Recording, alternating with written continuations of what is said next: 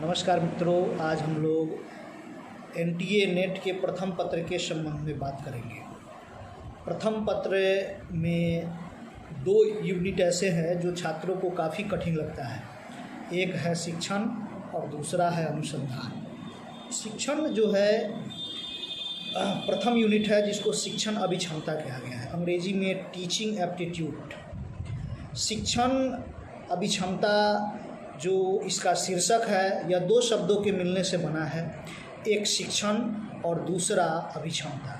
शिक्षण का अर्थ होता है शिक्षा या तालीम और अभिक्षमता का अर्थ होता है तत्परता, योग्यता, क्षमता या रुझान। इस प्रकार इसका शाब्दिक अर्थ निकला शिक्षा के लिए योग्यता, क्षमता या रुझान। मतलब छात्रों में जो सीखने की प्रवृत्ति होती है, अधिगम की जो प्रवृत्ति होती है, उसी को शिक्षा कहा गया है। शिक्षण शब्द जो है शिक्षा से बना है, जिसका अर्थ होता है ज्ञान प्रदान करना, और मनुष्य के सर्वांगीण विकास के लिए शिक्षा परम आवश्यक है।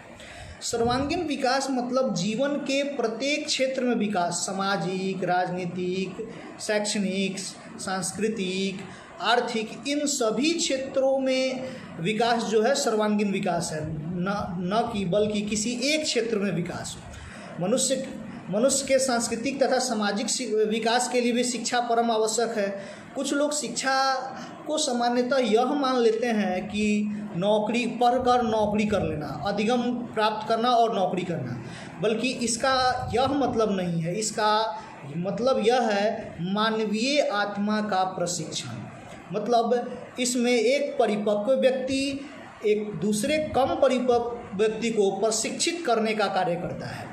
शिक्षा को अंग्रेजी में एजुकेशन कहा गया है, और एजुकेशन शब्द जो है लैटिन भाषा के 3 शब्दों से बना है। एक है एजुकेयर, जिसका अर्थ होता है लालन पालन, दूसरा है एजुकियर जिसका अर्थ है प्रेरणा, और तीसरा है एडुकेटम, शिक्षण या प्रशिक्षण। लालन पालन को शिक्षा के अंतर्गत क्यों रखा गया है? लोग ऐसे भी बात करते हैं कि बच्चों का लालन पालन किया गया, मतलब शिक्षण में भी यह समाहित है। चूँकि बच्चों की प्रथम पाठशाला उसका घर परिवार होता है, दूसरा एजुकेयर है प्रेरणा, यानी बच्चों को सीखने के लिए प्रेरित करना, और तीसरा जो है एडुकेटम, शिक्षण अथवा प्रशिक्षण।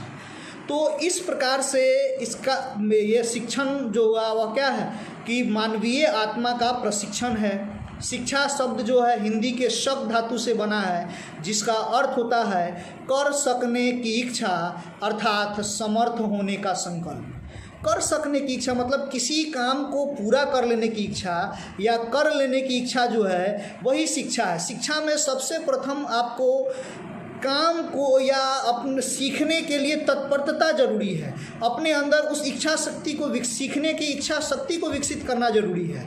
इसीलिए इसको शक धातु से जो विकसित माना गया है, शक धातु से, उसमें कहा गया कि कर सकने की इच्छा अर्थात समर्थ होने का संकल्प। अर्थात साधारणतः इसका अगर इसको परिभाषित करने का प्रयत्न करेंगे तो शिक्षा एक ऐसा संकल्प है जो यदि दोहराया नहीं जाए तो निष्प्रभावी हो जाता है। इसलिए शिक्षा जीवन पर्यंत चलने वाली प्रक्रिया है। मतलब शिक्षा एक ऐसा संकल्प है जो दोहराया नहीं जाए तो वह निष्प्रभावी हो जाता है। मतलब उसको बार बार दोहराना जरूरी है। अगर शिक्षा में यह नहीं है कि किसी विषय पर एक बार अध्ययन किए और उसको छोड़ दिए, बल्कि उसका बार बार अध्ययन करना, उसका आलोचनात्मक, विश्लेषणात्मक, ये अलग अलग दृष्टिकोण से अध्ययन करना और फिर उस पर अपना एक अलग विचार प्रस्तुत करना।